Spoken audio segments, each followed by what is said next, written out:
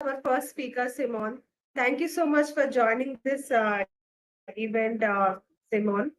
So let's welcome Simon on the stage. So before Simon start her presentation, I will give a brief introduction of Simon. So her journey has started in 20, her journey started in 2012. She's, she suffered a horrific domestic violence attack at the hands of a perpetrator who would not take no for an answer. She lost her eyesight on her right side and her sense of smell. Her skull is currently held together with screws and titanium plates. The ripple effect of this on her children has been unimaginable. Through her determination and support of family, friends, neighbors, doctors, and nurses, she got through that night. So here today she is saying her in story in between all the treatments, operations, and therapies that she will have go through for the rest of her life. So she wants to raise awareness of domestic violence and give strength to victims to get out of violent relationships.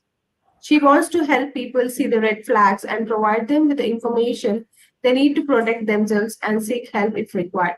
Using her personal story of determination, resilience, courage, and strength, she wants to champion non-violence against women and children. So, yes, Simon, you can start your presentation. Good luck. Thank you, and good morning to you all over there in Manhattan. It's evening here back in Australia. And yeah, I just want to say, thank you for allowing me to be a part of the conference here on the second day. It's a real privilege to be a part of it. I just want to touch base and just quickly ask, are my slides being shown?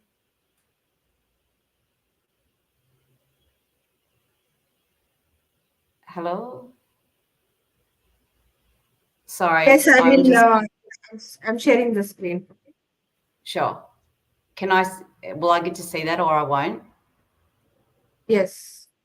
Sure. Thank you. And yeah, back in obviously growing up, I am a mum of 3 children, as you will see very shortly. Yep. Are you controlling that or? Yeah, I'll control. Okay, thank you.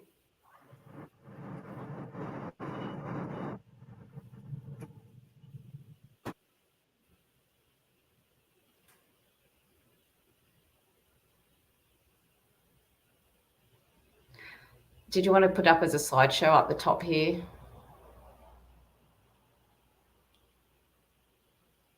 Sorry, to make it big.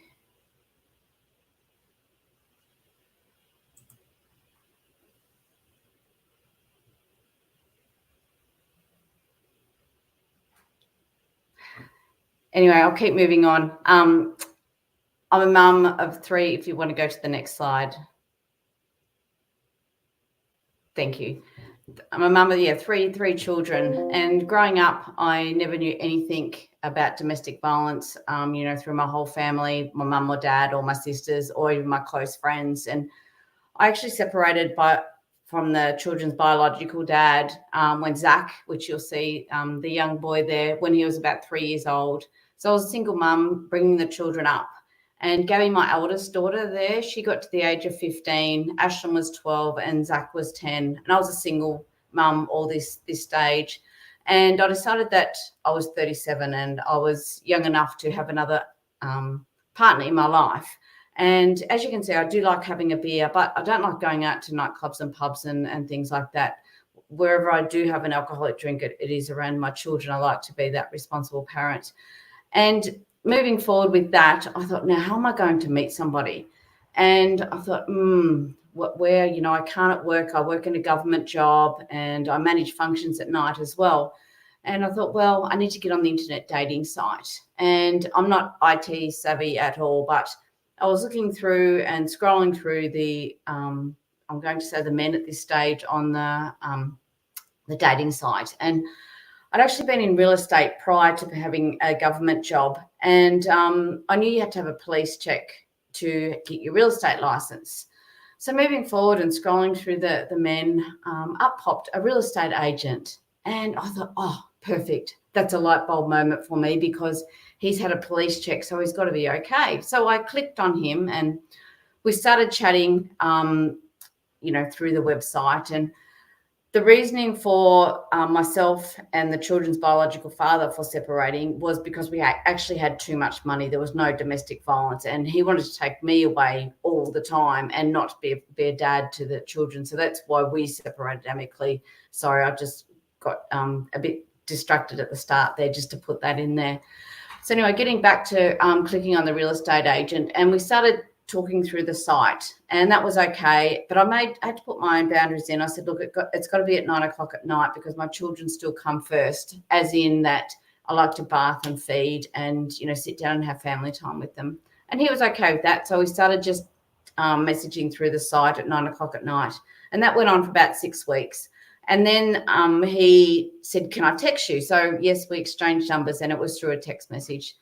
And then after quite a couple of months, we started then texting through ringing. He said, can I ring you? And I said, yes, absolutely. So we started ringing and chatting at 9 o'clock at night again. And after several months, he said, is it okay? I'll take you out on a date.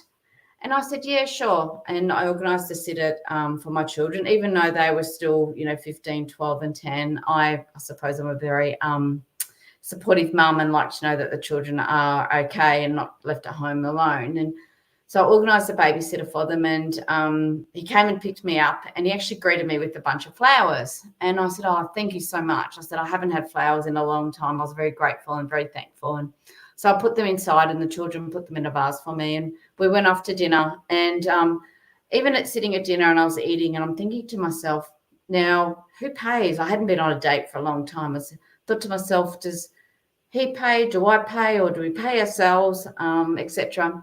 And as the evening went on, it was very nice, and I was very grateful because he said he wanted to buy dinner for me.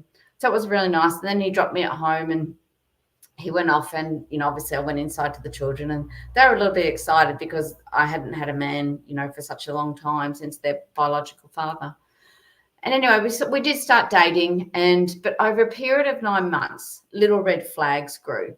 And this is now why my ambition to get our message around the world, and it's not just me, we're in an epidemic around the world of domestic violence, and we've all got mums and aunties, and we know daughters and nieces and different things. And as you can see, I've got children of my own, and I don't want this to happen to anyone. And as I speak here now, back in Australia, this is a whole world epidemic that we're in, and we've got to be one big team to stop this from happening to each and every one of us. And these little red flags that had popped up, it was just silly things. Well, that people look at me and say, how would have you picked that, Simone? And like deleting contacts out of my phone, stealing money out of my wallet, in which, Zach was 10 at this time. So I was actually grounding my own son for something that if there's any men online, please don't look at me any different, but you'll soon realize why I'm calling him this name,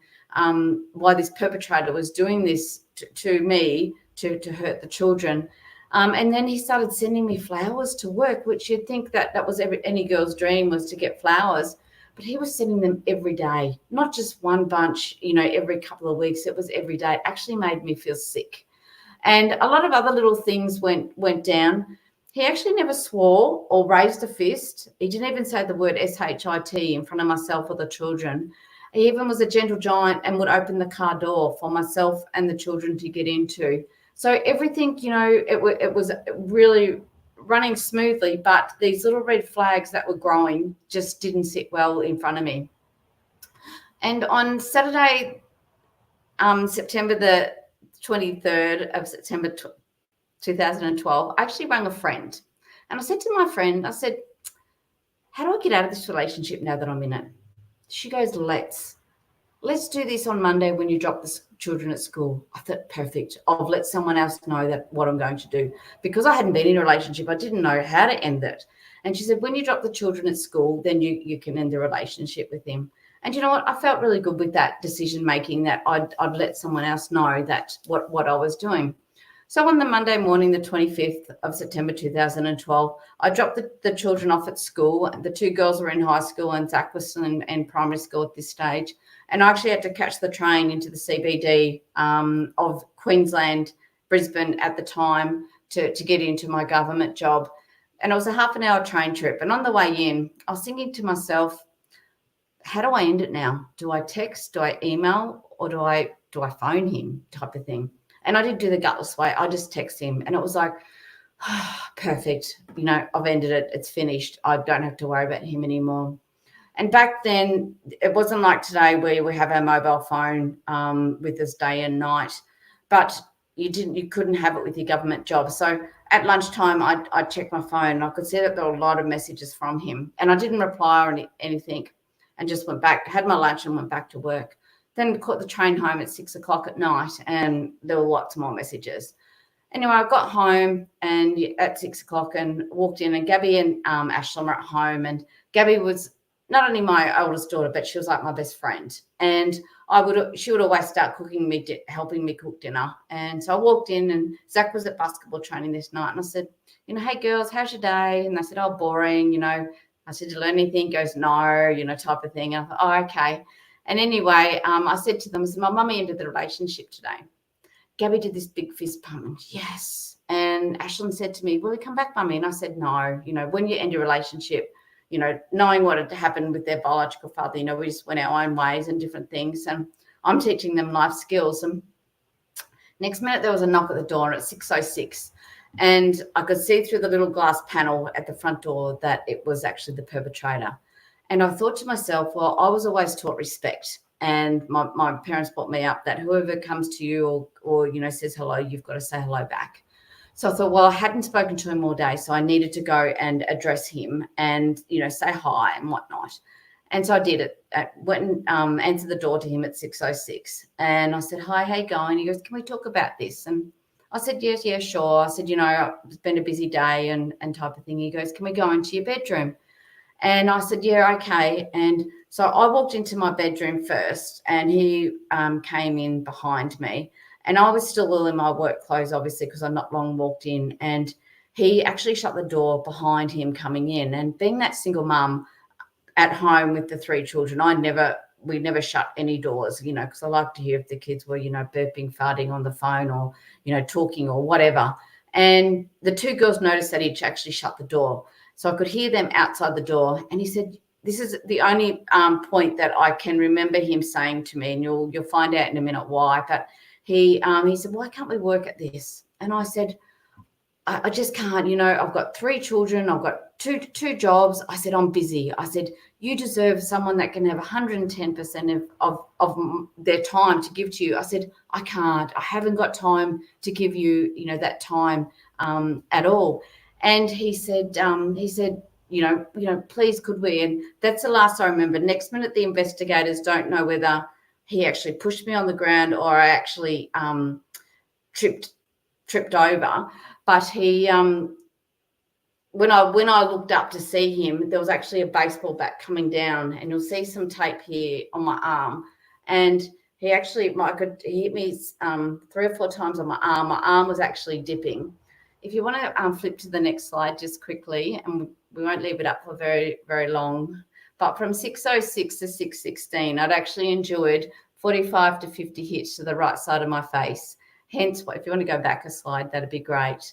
Hence why, I've lost my eyesight in my right eye. I've lost my sense of smell. This whole side now is titanium plated with an implant here. All my jawline was all smashed in.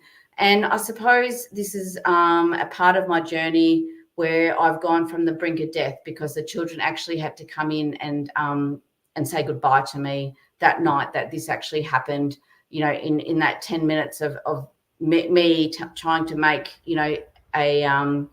a nice ending to our relationship. Sitting here in front of you, I have had 52 operations in this time, and I do have 2 more to go. But, every 7 to 10 days, I do actually fly on a plane 2 hours just to have treatment, which will be for the rest of my life with ongoing treatment now. And if you go back to the skull slide, just go back one more, if that's okay. Thank you. Yep. So this side here, it doesn't look very nice. It's actually, yes, my skull, how it's shattered. And this is where I suppose I can be very grateful and thank the perpetrator for hitting me so many times, because he actually shattered my skull, which any brain injury, I don't know if there's any specialists in the room listening, but any brain injury, it swells. And because he'd actually hit me so many times, my brain was swelling, but because my skull was actually shattered, it was actually moving at the same time. So he actually saved my life in a roundabout way. So from the first night when the children had to come and say goodbye to me, obviously I did survive, and I went back the next night for a surgery, and the specialist had to call the children in again and say, look, mummy's only got 3% chance of surviving. If she does, she's going to be a vegetable. She's going to be tube fed, laid in bed, won't be able to walk or talk or anything again. And obviously I've proved everyone wrong with being able to be still here and now traveling around the world, helping these people now to stop domestic violence in what I'm doing, and knowing that we don't have to just go into a hole. We can turn it back and look at life in a positive way. And do you know what? I know that I look different to any other beautiful female in the world now, but do you know what? I want to give my love and support to make sure this doesn't happen to anybody else. Next slide, please. Thank you. So after all my operations that I've had, you can see this picture here that I've got a smile on my face, and you can see I've rocked many different hairdos like the one you see in there, but I actually had to have a section of my skull removed in this one because an infection got in there. And waking up after a 16-hour operation with a smile on my face like that because the nurse offered to wash my hair, I didn't know that I'd had this weird and wonderful hairdo. But do you know what? From the love that nurse was giving me, you can see my arms are all out of action there. I actually felt like a princess. And you know what? That was just believing in myself and knowing that you can smile, you can enjoy life still, even though, you know, what people do endeavor. And we've all got a story that we can tell as you know, as something has happened during our life. And I suppose now with myself not meant to survive what I've endured with so many hits to the face or to the skull, I just want to let everyone know there is life after, you know, such a horrible impact that has happened to my life. And I can honestly say 3 things have really stuck with me my whole journey, and that's never give up, stay positive, and keep smiling. It's something that you can smile about and make someone's day. And I just to throw that in there and in smiling, I was sitting in the car the other day and this man came up to me and says, "Why are you smiling?" Do you know what? I didn't even realize I was smiling. It's just such a nice gesture to give to anybody. And as I said, I've got treatment now for the rest of my life, but I didn't want to wake up, you know, in years to come and think, I wish I'd done that. I wish I'd done that. I wish I'd listened to what that doctor said. Do you know what? I was never an A student at school, an A+ student at school, but I now have been given an A+ remark from all my doctors, specialists, surgeons, because I wanted to get the best that I could get out of myself, to know that I have made a full recovery, and just to prove to women that we can get back to normal life as well. Next slide, please. This is just something that, and I'm, you know, really disappointed that I'm not there in Manhattan with you, because in 2018, between many of operations, but I was having one operation in January and then I had to have one in May. I actually was asked to run the New York Marathon, which is the world's biggest marathon, as we all know. And my motto in that is I said yes when I was asked to run it, and, you know, obviously flown over to run it, was I wanted women and children to know, going from a brink of death and then running the world's biggest marathon, we can do anything. And you know what? I didn't walk a step that whole way. I ran the whole time.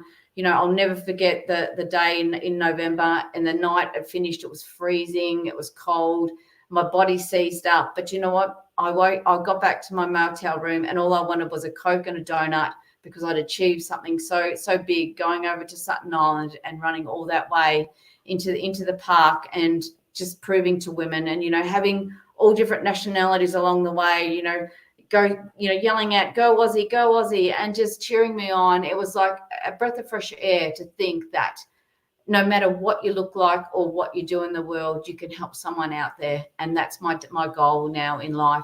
I was never a speaker, and I know I'm still only learning, but, getting up and making that next change for our next generations coming through, that's where we need to enforce with them and let them know that what they do see at home or they do see on movies regarding domestic violence, we do need to make a change in that space, because we don't want little Johnny, at 5 years old, thinking that it's okay to hit his girlfriend at 16 because, he's seen it at home. So we need to change mindsets of our next generations coming through.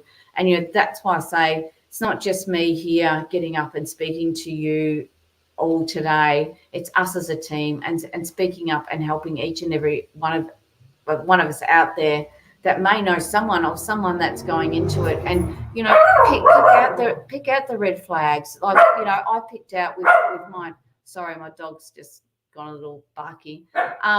But yeah, these are things that we can really concentrate on and put into life and make changes around the world to help domestic violence and help our next generations coming through. Next slide, please. Thank you. And obviously getting into all different corporations and sporting clubs are where, being especially male dominated areas is where men can change men's minds in doing things in a positive way as well. And one thing that I have actually started doing, and I can't believe I actually don't just get angry and turn the offer away, but I am actually working with perpetrators now that have actually coming out of jail or going into jail, and just to hearing them make a change in their own mindsets, and meeting guys that are coming to the program that are self-referring themselves because they can actually see what their dad used to do to their mum, and they were actually going to start doing in front of their 5-year-old little girl. This is where, if people are looking out for each other and making that change, and if making minds change to perpetrators, it's so rewarding. And I shouldn't say this, but seeing a perpetrator cry from sharing my story to them and unpacking it to them, I've actually won. I can put a smile on my face and think, yes, I've changed someone's mind. Yes, I shouldn't have to be doing this, but we're all as a team now. And that's where in this space, it's such a topic that we can all unpack and work and talk and, be involved together to help make that change. So it doesn't matter, how little of a red flag it is, a big red flag can soon turn into it. And, mine was only in 10 minutes from 6:06 to 6:16. My life changed, in which I shouldn't have survived, but I did. And now I can help change other people's mindsets in what I'm doing, across, all these different countries now, which, is an honor to be able to be involved. Next slide, please. Obviously, these are some statistics that we don't like sharing. And one I really want to say to you is that, 1 in 3 of us over the age of 15 is actually affected by domestic violence. And it's in a ridiculous amount of minutes each and every day around the world. And, it's sad to say, I know here in Australia, 1 woman is killed and on average each week. But lately we've actually been having 2 or 3. And you know what? Last year when I was speaking, it got up to this stage at the end of the year that 24 children across Australia had lost their lives because of domestic violence. And this is what I want around the world. Our children, our next generations are put on this earth for a reason. It's not to be killed. They're entitled to have a life as well.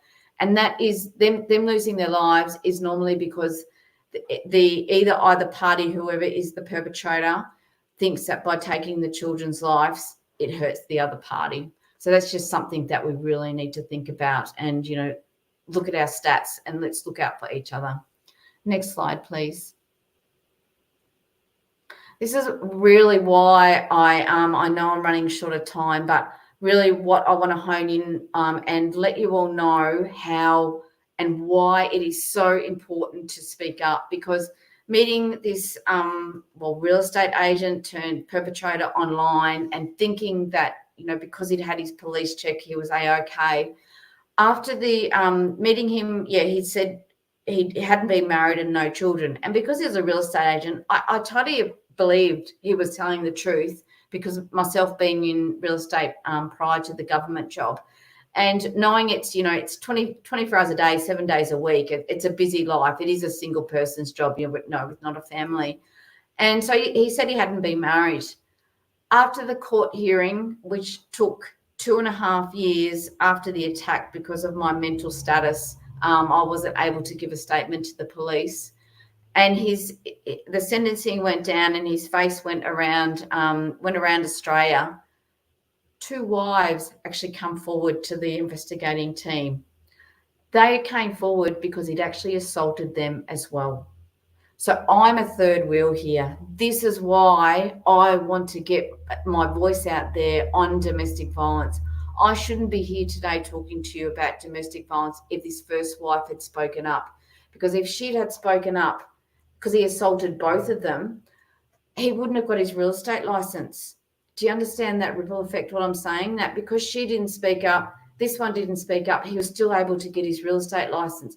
But if she'd spoken up, he would have had a police record and he wouldn't have got his real estate license. So I shouldn't be here today talking to you. That's my main drive in getting up and talking about red flags, how any little red flag is a big red flag. It can change so many lives. And these are things that are just swept under the carpets, and it doesn't matter where we are in the world, because, in your workplace, you will know someone, whether you're in Manhattan or Paris or Spain, you will know someone in your workplace that is covering up domestic violence, or that her workplace is a safe place for her to go to. She will be covering up, and you will know, and you'll think, and you'll stop, and you'll think, yeah, she's right. It is. We need to get back into, are you okay day? Is everything okay? If you hear something or see something, I cannot emphasize enough to report it, because you might be saving someone that is related to you in the next generations coming through. And this is the importance of bringing back simple things as are you okay day.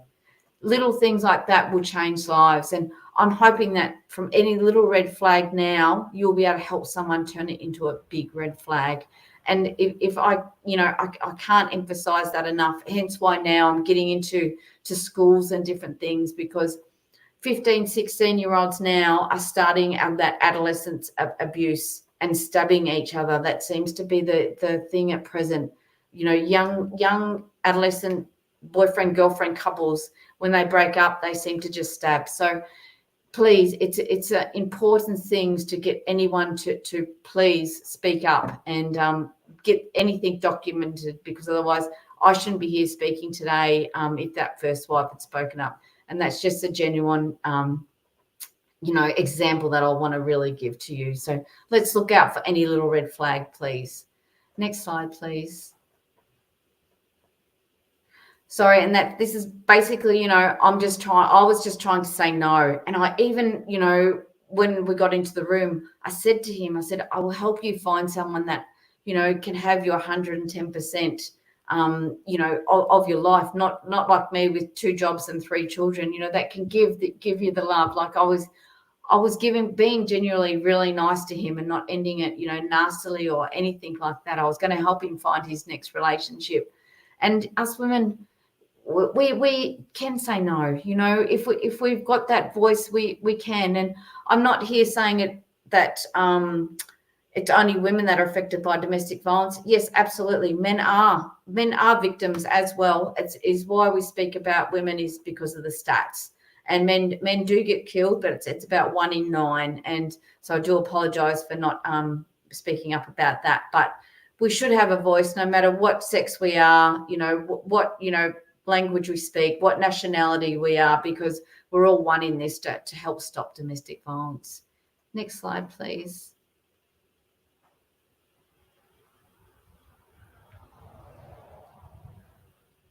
Next slide, please.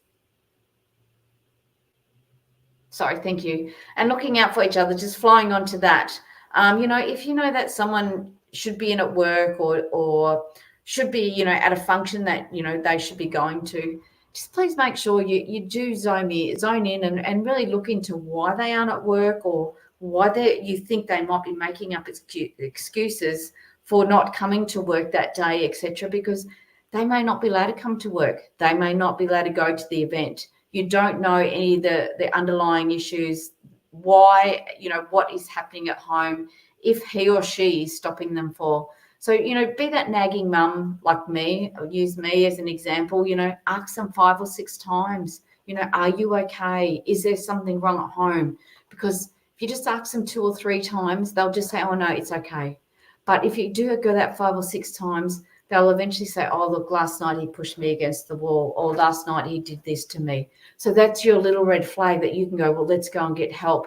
And, you don't have to put it out there that you're, address the world that you're going to get help. You can do it all really secretly and put it in a safe place, so that she isn't going to get injured any further, and she can have a life like, I'm doing with my life now. And one thing I do want to say on that is, knowing that I do look different to all of you beautiful women out there, it's actually been the first time in my life that I've actually do love myself, not in a snobbish way at all. It's just that I've had to give time back to me and re-find myself. And now my self-care for myself is something that I do on a daily basis. And it could be just something as simple as having my hair brushed or having a coffee. I don't have to be, going and having my makeup done or anything like that. My self-care is the most important thing for my mental status. And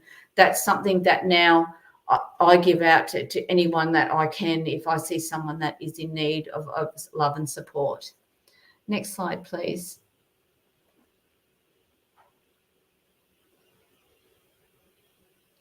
Next slide, please. Sorry. Thank you. And this is like just a summary. I know that I'm out of time, and I do apologize for that. But I just want to let you know the importance of the red flags that are showing in that picture there. And I do just want to read out one more. Oh no, I haven't got it with me. I was going to read out a poem to you. That's okay. But yeah, I just want you to look out for any little red flag for each and every one of us. If you know of someone that is going through, a disruption in the household or in the workplace or something, just, ask them gently, are you okay? And then go back the next day if you think things aren't right, and just, hone in a little bit further. But I just want to say thank you so much for giving up your time and listening to me this morning. Sorry, it started off a bit scratchy and I was a bit unsettled at the start, but I just want to say thank you so much for taking your time and listening to me this morning. And let's all stop domestic violence together and work together as a team. So thank you.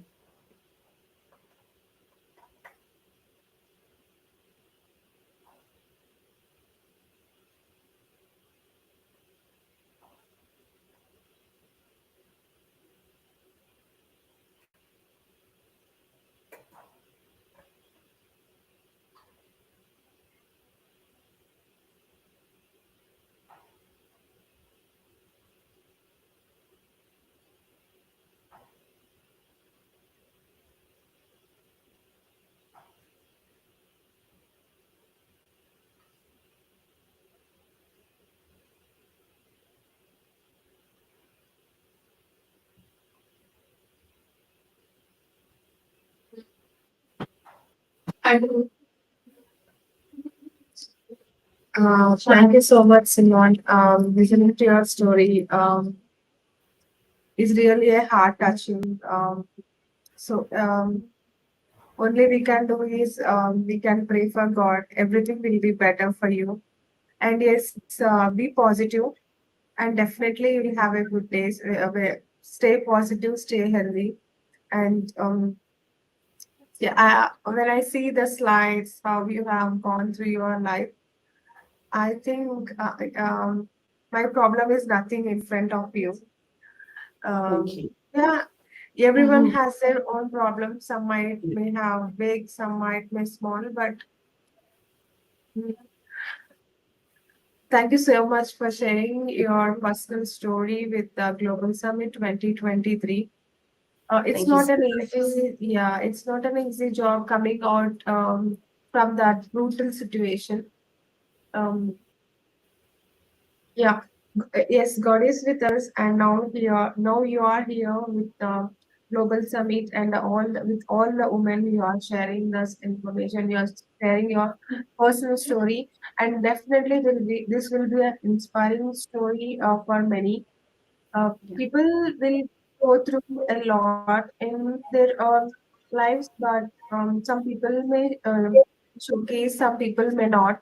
Some people may come out of it, some people may cannot take it and will go through depression and all everything.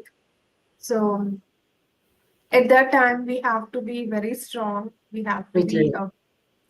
positive. So this is Absolutely. what you have done through your life, and yes, hoping you will have a very good future, and lots of love from Thank us to you. you. So and Thank you. yes, we do have a question Yeah. for you. So so yes,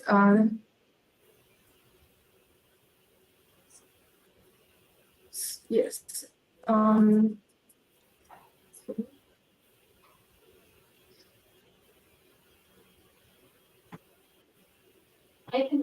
Yes. S- So, someone is asking like how to be more positive when you have come up. I know this will be not an easy thing, but so how you face this phase and moving on to the another phase. Can you please explain us? So how I stay positive all the time? Is that what the question is? Yep, yep, yep. So any little thing now in life, I don't let it beat me. I suppose I'm using the marathon as an example. With my one eye, and obviously no smell. So anything now, even it could be just walking down a curb like that, or pouring a jug, water into a cup. With my one eye deception, things in life now is than what it used to be, but it's made me a tougher person as well. So now, like the jug and the water pouring into a cup, I don't let it beat me. I just think, well, I've just got to do it longer.